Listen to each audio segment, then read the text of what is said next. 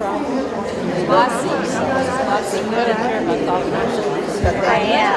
am, is the truth. We all have to get the truth. Okay. So, hey, sweetie. Let me say, start with that. How much of the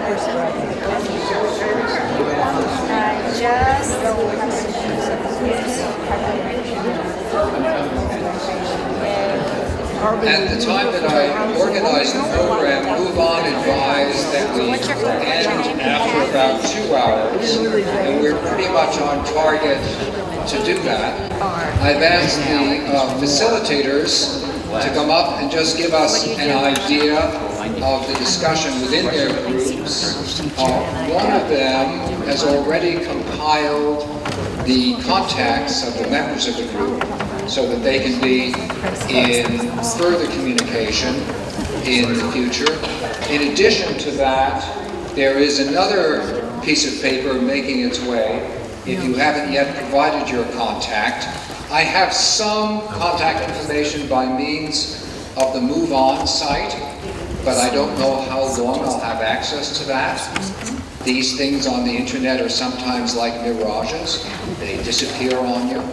And of course, many people here did not come through Move On. So for the sake of future communication, if you're interested in that, please make sure, if you have not already done so, that you do put your contact on that sheet of paper. Sam's group needn't do so, it's already set. But I think I'll turn first to Susan. Susan, I'm having go first because she has yet another meeting at 5 o'clock. And this is our opportunity to thank her for her hospitality.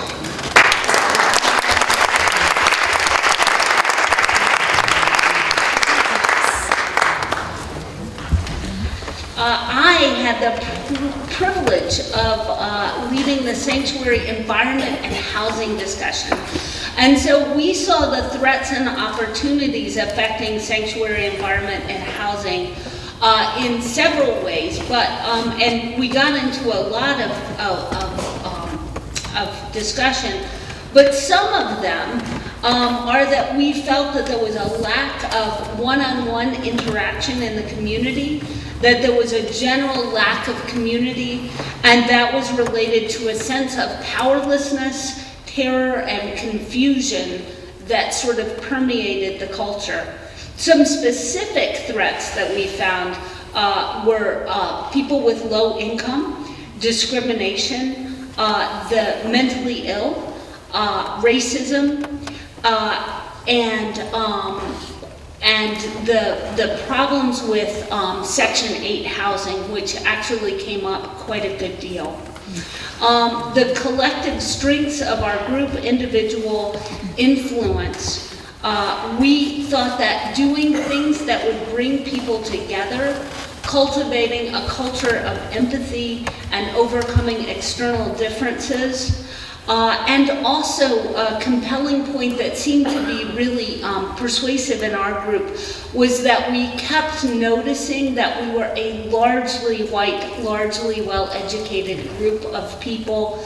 And one of us proposed that actually, instead of looking at the limitation of that, we use our privilege as a means of access to power that the poor and those of color may not have. And so instead of sort of continuing to beat ourselves up for that, we maybe use that and leverage that to say that we have some power and some access that perhaps we cannot afford not to use. We also considered that we had a need to share information with others, and that we needed to be in contact with one another.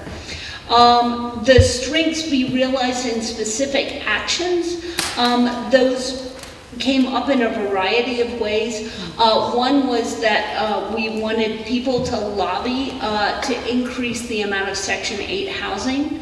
Another said that we needed unity and needed to partner particularly with non-white, non-college groups such as Hudson Valley Hate-Free Zone, that we need to contact drug companies about the opioid epidemic and what they could do to change that. And also, one concrete suggestion was to form a police athletic league. It was a wide-ranging and a really productive conversation. So thank you to Environment and Housing. I appreciate that. And now I'm going to go bowl with the junior high students. Thank you.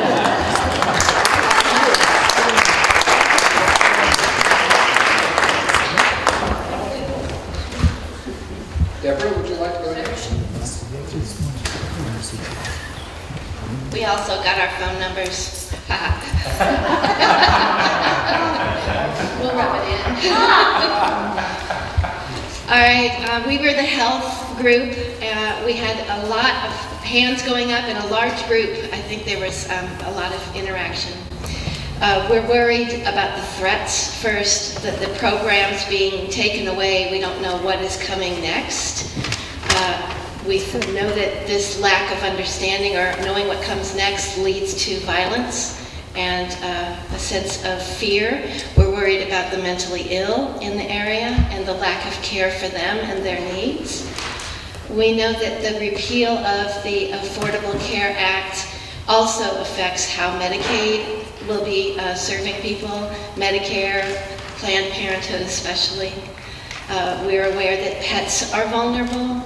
We're worried about that. The cost of drugs is going to go up no matter what happens. And we're worried that the attitude of capitalism threatens those on the other end of the spectrum. It affects their well-being. They don't have a sense of sanctuary. They feel like they don't matter. Also, tobacco, alcohol, and opioid use are going to go skyrocketing. So the threats were very well represented. And what we're going to do, the strengths of our group blended in with how we're going to act on these things. We need to attend more political meetings. We need to stand up and speak. We need to contact our local papers. We need to put our elected political officers, their phone numbers in our phones and call them, show up in person and plant ourselves in the lobby. Overcome apathy, share our emails and form a group. We were really adamant about that. We're worried about the replacement when the Affordable Care Act is taken away. What is going to replace it? The lack of facts. So we need to find those facts, and we need to start spreading information about those facts and speaking the truth. We need to learn how to speak to the opposition. I heard people telling me after the meeting let out that a lot of us are very uncomfortable face to face with the opposition and don't know what to say or how to say it. So we need some facilitation and training in these areas. And I think, raise your hand and tell me if I missed anything, group. Hold me accountable. Yes. Medications, big pharma. Yes. Yeah, big pharma and Pharmaceuticals, Yeah. medications, I did say they're going to go, the cost is going to go up. Single payer insurance is something that will replace this, and we have something going on in New York. We were informed, so we need to stand behind that. New York has a single payer insurance program that they're working on. It's New Do we York know Health that? Bill. What is that? Yes. New York Health Bill. New York Health. Also, it's been passed by the Assembly in the last 2 sessions, Right. but it never gets out of the Senate committee, the Health Committee in the Senate, so they never voted out of committee so that it can be discussed and voted on. So let your senator, your state senator know that you want it discussed. Did you hear want that, it to be everybody? voted on. Yes, okay, good. No, that there is a health insurance bill that is trying to get out of the Senate, correct? And then we need to call our senator and say we want that to happen. Yeah. State Senate, yes, state New York Senate. Health Bill, single payer health insurance proposed bill in New York State. It's been passed twice by the New York State Assembly. Single payer health You bill need for to New York support State. your, and that's Assemblyman Gottfried. Assemblyman, is it Hemp? Senator Hemp, I think, is the chair of the Health Committee in the Senate, New York He State just Senate. retired. Oh, he retired? Yeah. Whoever it is. But the thing is, Google it, because, Well, the thing is, we should have a website or something where we have a list of all the names and numbers So everybody here doesn't have to Google it. That doesn't make any. No, I mean, look up online and Single- read the I bill, can so do you that. see what it is. Well, but I don't know the right words. I'm not gonna get it. Single payer Somewhere, New can York- somebody put it down with the exact words, who's who, If the you- name of it, If the you bill look up number, whatever? New York State single payer I'm health, not gonna remember that, I'm sorry. Write it down. I can't remember what's on my calendar. Moving on, we're gonna move on. We have one last thing to say, our group. Well, it ought to be for the group. Okay, one last thing to say. We want our Congress and Senate to give up their health care. amen. So, May I just say in response to the recent request, once I have all of the email addresses written down, I will have them tabulated. This is going to take me a while, I'm a Luddite, but I will have them tabulated, and I think our first order of business will be to provide a contact for the New York State Health Bill. I was also unaware of that legislation. It sounds to me a very important prospect, and so I'm sure we will all want to know how we can become involved in that. Thank you very much. This is one of the reasons I find this meeting valuable. I eavesdropped on various of the groups. I got sucked in to one of them, and in each case, I found something very interesting and fresh and new. I saw a hand, and then I want to get to Sam. Yep. This weekend, there's the Washington March, there's the New York City March, and then there's one in the walkway at 8:45, both ends, there's a walk. Excellent. Several walks. Can you especially mention the local one again, please? The walkway across the Hudson, both ends, if you go 8:45 till 11 o'clock. Excellent. That's good. I'd like to turn now to Sam. Thank you. Thank you, Bruce. We had a very similar experience in our group. Almost everybody in the group spoke. Lots of rich, thoughtful contributions. I'll want to get mostly to the suggested actions that we discussed, but would want to highlight in terms of the threats and opportunities that people identified, a real sense of concern about public education. And what is the future for public education? We had in our group a former school principal in New York City who was very articulate, talking, I thought, quite powerfully about how attractive a vouchers program is, and what it means to have a nominee for the cabinet education position whose work and history is so built around alternatives to public education. A real concern for what's happening at our local colleges, including a community college faculty member who's got real concern for undocumented students. Are they even going to come back? Similarly, what's going to happen to our Head Start programs and how important those have been especially to undocumented students, and at every level of education, what's going to be happening.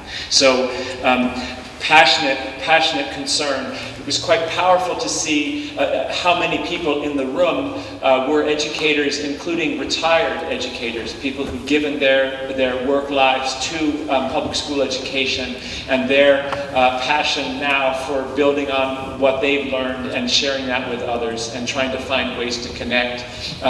The current president of Vassar College spoke up passionately to say, how can we connect our students with you? And how can we connect area students with the pool of educators that are here who want to help and provide their skills. We spoke passionately as well. We echoed what people have already said about the importance of speaking out, about letters to the editor. We would like to see a well-researched and resourced gathering of area resources that we can know about and how we can get plugged into those. We have people who've experienced working with Duchess literacy, among others, and how are we making sure that the organizations where people can go are publicized well and made available. We also talked about making sure that we're really in relationship with our representatives, particularly echoing what was already said, showing up, not just writing letters, but actually going with a delegation and several people to our congressional representatives. What are the future meetings that might be possible of leaders from the different programs that we talked about and also of this group? What are the library resources?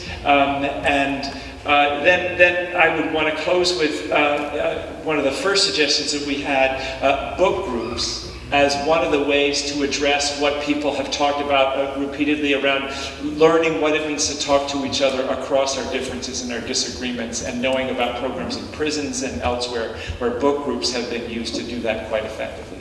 It was a really wonderful group. Thanks so much.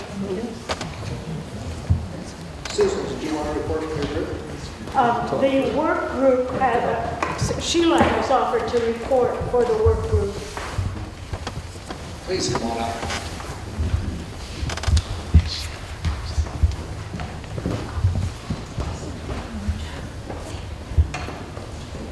Thank you.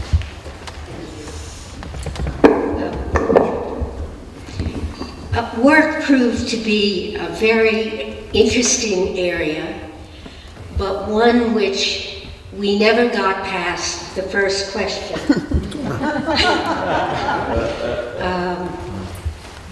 And it was fascinating, actually, and we were very privileged. Bruce joined us, and all of us learned quite a bit more from him. But what I can say about our discussion was this, that some of us in the group had very specific interest in coming to this meeting and hoped to get answers to questions like, if our church opens its door to undocumented workers, what is the legal framework for that would protect us and them?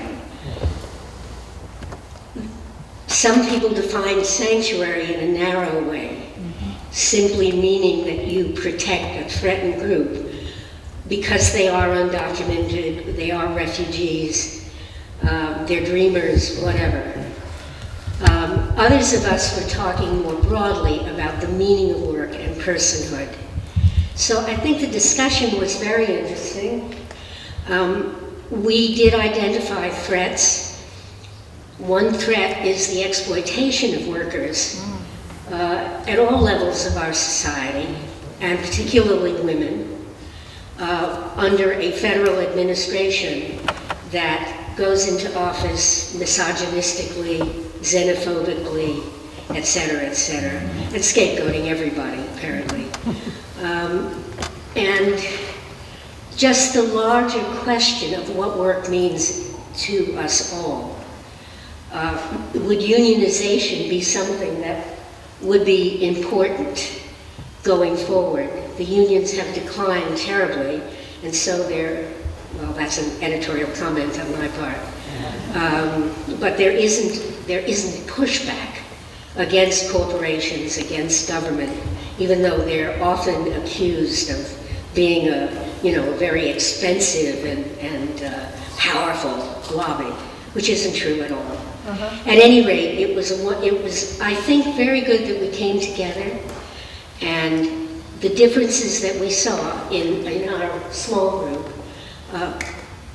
reflect how hard it is to focus. But I think we all agree that we need to be focused and targeted, because if we can't come together in that way, we are going to be sitting ducks for the incoming administration. And I think, is that enough? Okay, thank you. And I want to thank everybody who came here. It is wonderful to see this level of concern. Thank you all.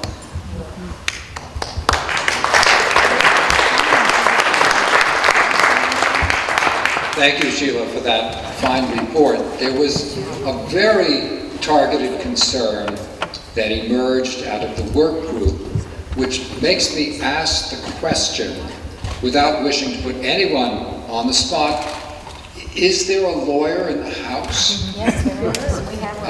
I think it would be reasonable for us to think in terms of addressing specifically the legalities of the extent to which, in given environments, in a church, in an educational institution, in a local government, in a household, to what extent can anyone be required to cooperate with federal legislation in regard to immigration? This is an area which at the moment is unclear, I know, because it's under active discussion within several college campuses.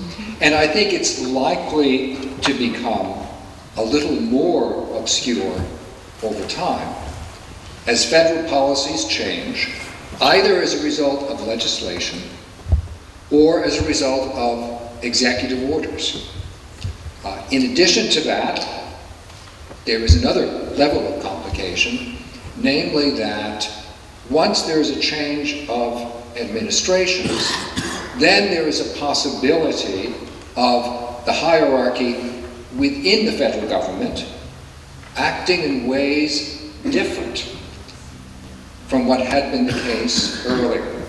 I'll give you just one example of that from, I believe, 2 weeks ago, when there was a federal raid on a restaurant in Buffalo.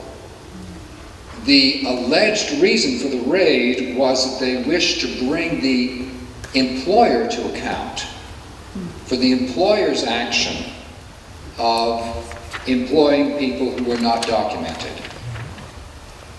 But when the arrests were done, the people with ankle bracelets and monitors were all the undocumented workers, not, in fact, the owner. That is under current practice, and I think it has begun to happen in anticipation of what is about to occur. So I'm sorry to say that I think that the legal question is a moving target. I am happy to announce my complete incompetence to address it, but I think it is in fact very important for us all going forward to understand just what our resources are, what the limits are, and what it would mean for us to undertake the decision in conscience to say, I'm aware of the law, I'm happy to take the consequences of not obeying it. But that is, it seems to me, a judgment one always wants to make, having a full command of what the situation is. So I would propose going forward, in addition to letting you all know about this contact in regard to the New York State Health Bill, also actively to seek someone who would undertake the daunting task to brief us, legally speaking, on the situation that we seem about to be entering, because that will influence how we try to work out sanctuary, not only in these 4 areas, but in many other areas of our common life. So with that, we've been able to take some questions and comments as they've emerged. We've come to move on's witching hour. We started 5 minutes late, so if we end at 5 minutes past 5, I can report back to move on that we did our duty. Are we happy to leave it there for just this moment? Yes, please, please.